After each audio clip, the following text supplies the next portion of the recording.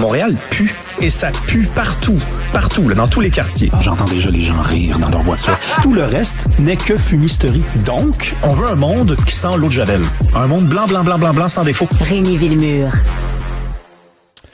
Écoute, Rémi, nous ne sommes pas les seuls à être mal à l'aise à Montréal face à l'absence totale d'efforts de contrôle de la violence. Apparemment, Madame Plante elle-même craint pour sa sécurité. Au moins, on a ça en commun. Ouais, pour la petite histoire, Valérie Plante, quand elle avait annoncé son départ, elle avait eu, je trouve, l'élégance de dire que c'était parce qu'elle estimait ne plus avoir l'énergie suffisante pour faire encore 4 ans. On ne s'attendait pas à ces explications-là. On s'attendait, connaissant un peu son style, à ce qu'elle mette la faute sur le dos de tout le monde. C'est-à-dire, je reçois beaucoup de violence. Québec, notamment. À Québec, le fédéral, je reçois beaucoup plus de messages haineux parce que c'est la mode un peu dans le milieu municipal surtout, que de quitter en disant, voilà, j'avais tout ce qu'il fallait, mais les gens ne veulent pas de moi. Et donc, moi, j'avais soulevé ça à l'émission de Sophie Durocher. J'avais dit vraiment, belle sortie. Et là, elle nous revient un peu avant Noël dans un article dans Le Devoir où elle nous dit quoi? Elle nous dit ceci. Il y a beaucoup de misogynie. La misogynie devrait être criminalisée. Ce sont ses mots. Déjà, là, moi, j'ai un problème avec ça. Parce que, déjà, qu'est-ce que c'est que la misogynie? Est-ce que c'est la critique? Si c'est la critique, parce que des fois, c'est ça. Hein, on a l'impression que parce qu'on est une femme et qu'on reçoit des critiques, c'est de la misogynie. C'est contre les femmes. Donc là, et si non c'est contre une critique, les idées, c'est ça. Et si c'est une critique, ça va être criminalisé. On vient d'ouvrir une porte que moi, personnellement, je ne veux pas ouvrir. En tout cas, je veux certainement pas rentrer là. J'ai fait une petite entrevue avec Simon Jaudoin, plutôt. Tu l'écouteras si tu veux. Mais, donc, en lien avec tout ça, Mme Clermont-Dion et Maïka Sondarji réagissent à des critiques d'un truc. Et elle, tout de suite, elle conclut que la personne qui formule les critiques essaie d'instaurer un climat toxique. Parce que finalement, critiquer les idées et une fausseté, là, le cas échéant, tu es intéressé, je pense, un peu à ça. Oui. Mais c'est forcément ça à prendre aux gens. Il y a quelque chose de bizarre quand les personnalités publiques qui surtout font... Bon, tu sais, puis en tout cas, je suis vraiment pas un partisan du bilan de Mme Plante, là, mais après, il y a fortement possible de critiquer son bilan sans dire que c'est parce que c'est une femme ou parce que c'est elle ou quoi que ce soit. Puis, elle a sûrement reçu des commentaires misogynes, on va se le dire. Mais là où tu as une réserve, c'est sur la criminalisation. C'est ça? Mais à la limite, on a eu cette conversation-là avec Nick la semaine dernière, la criminalisation des discours de manière générale. Là, je veux dire, puis on en avait... Je sais pas à quoi on est arrivé ensemble, mais il y a des discours qui sont... criminel, ou du moins interdit au Canada, négation de l'Holocauste, etc. Mais est-ce que tenir des propos misogynes, c'est un acte... pas encore. Criminalisable. Moi, je suis pour une liberté d'expression totale, Francis. Les blogueuses là, qui disaient qu'elles détestaient les hommes et je ne sais trop quoi, là, récemment, ça a fait un peu le tour du web. Ça devrait tomber dans la même talle. Normalement, si là, en 2025, on décide de criminaliser les comportements, ou enfin, pas les comportements, mais les commentaires misogynes, si on veut aussi l'égalité et l'équité, il va falloir immédiatement, mais dès le lendemain, criminaliser les commentaires misandres. Misandre, pour les gens qui ne savent pas c'est quoi, c'est exactement la même affaire que la misogynie, mais à l'endroit des hommes. Donc, on ne veut pas aller là en réalité. On veut qu'il y ait une liberté d'expression totale. Et quand il y a des menaces, quand il y a de la diffamation et quand il y a de la calomnie, que les tribunaux puissent enfin prendre le dessus sur ces commentaires-là. Mais moi, je trouve ça dommage qu'elle s'en aille là avant qu'elle s'en aille, parce qu'elle s'en va là avant de quitter.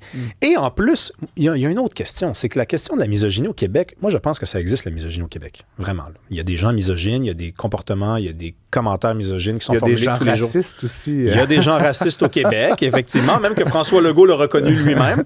Mais est-ce que c'est un vrai phénomène ambiant, dominant, systémique? J'en doute. La raison pour laquelle je te dis ça, Francis, c'est que Valérie Plante, elle donne 2 exemples de misogynie. Pense-t-elle que c'est de la misogynie? Elle dit, évidemment, l'attentat de Polytechnique, pour moi, c'est un cas manifeste de misogynie. Elle dit quoi? Elle dit, Valérie Plante, l'attentat déjoué contre Valérie Plante est un exemple de misogynie. Et quand moi, je prends la parole en public... Pauline Marois, tu veux dire. Excuse-moi. Contre Pauline Marois, c'est de la misogynie. Puis là, elle dit, moi, quand je prends la parole, j'ai toujours... Mais attends, mais c'était pas de la misogynie. Je veux dire, l'homme qui a été arrêté, on a fait une enquête, on a procédé à l'étude de ses journaux, de ses recherches. Contre le PQ, les francophones. D'ailleurs, il avait dit, les Anglais sont réveillés. Il faut dire, les Anglais se réveillent. S'il nous écoute, je sais qu'il écoute la radio, cet homme-là. Il avait appelé CJAD pendant son incarcération. Mais bref, si on n'a pas d'exemple fort de misogynie au Québec, c'est peut-être parce que c'est pas un phénomène qu'il vaut la peine de dénoncer comme ça quand vient le temps d'expliquer notre propre départ de la politique. Mais j'ai quand même souvent le sentiment que Valérie Plante s'est réfugiée derrière sa féminité, là, comme une espèce de rempart. Très bon point. Je veux dire, bon,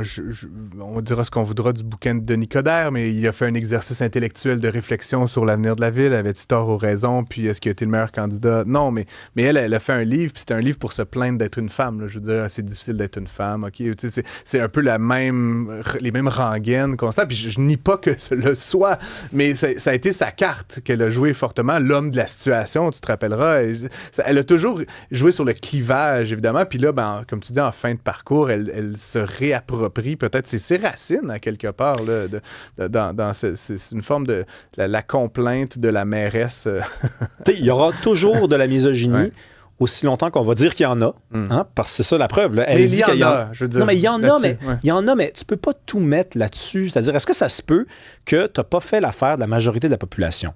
Ça se peut, ça. Est-ce que ça se peut que quand on disait « vous riez beaucoup », c'est pas parce que vous étiez une femme, Madame Plante, qu'on disait ça. C'est parce qu'effectivement, il vous arrivait de rire alors qu'il ne fallait pas rire. Parce que n'importe quel autre politicien ne riait pas. Moi, j'étais un peu tanné avec ce jugement-là. On disait, on regarde beaucoup ce qu'elle porte, on étudie beaucoup ses comportements, elle rit beaucoup. Est-ce qu'on reprochait à un homme? Peut-être qu'il n'y a pas d'homme qui rit autant que vous dans une position comme ça. Ça n'a pas rapport avec le fait que vous êtes une femme. Ou des fois, ça a rapport. Moi, je sais qu'elle a reçu beaucoup de menaces. OK? Ça vaut la peine de le dénoncer. Mais je pense que la plupart des commentateurs, des journalistes, des gens qui se sont intéressés sérieusement du haut d'une posture médiatique à son travail ne l'ont pas fait parce que c'était une femme. Moi, je le pense. Je pense qu'on est rendu là au Québec aujourd'hui. D'ailleurs, on a élu une femme comme mairesse, on a élu une femme comme première ministre. Il faut arrêter de présenter une situation où on sera encore en 1932. Là. OK, on est vraiment rendu en 2024 et bientôt en 2025. C'est quand même étonnant aussi, provenant d'une femme, Valérie Plante, qui, aux frais des contribuables, a fait un peu le tour de la planète là, 52 fois. Là, comme l'Office de consultation publique de Montréal, c'est dans la clique là, de voyager pour toutes raisons. Mais ayant moi-même fait le tour du monde quelques fois, je vais te dire une chose, Rémi, le Québec, en termes d'égalité homme-femme, puis je veux dire, dans les couples, puis dans les couples de mes amis, puis il y a encore plein de chemins à parcourir, puis l'égalité n'est pas atteinte. Mais je veux dire, bordel de merde, s'il y a bien une place dans le monde où, tu sais, les Français nous narguent parce que c'est les femmes qui viennent nous cruiser dans les bars. Là, je veux dire, quasiment... Je trouve ça bizarre au Québec en 2024 qu'on ressorte cet homme de paille, encore une fois. Puis sans nier qu'il y a évidemment beaucoup de chemin à parcourir, que ce soit là-dessus qu'elle ait envie de nous laisser Valérie Plante, plutôt que, évidemment, le lamentable bilan de son administration. Alors, on verra bien on a des candidats pour l'élection de novembre. On verra. Écoute, Gaétan Barrette a dit non. Non, ça ne pourra pas être notre boy, mais on va en trouver d'autres. Merci Rémi d'être venu au studio. On se retrouve demain.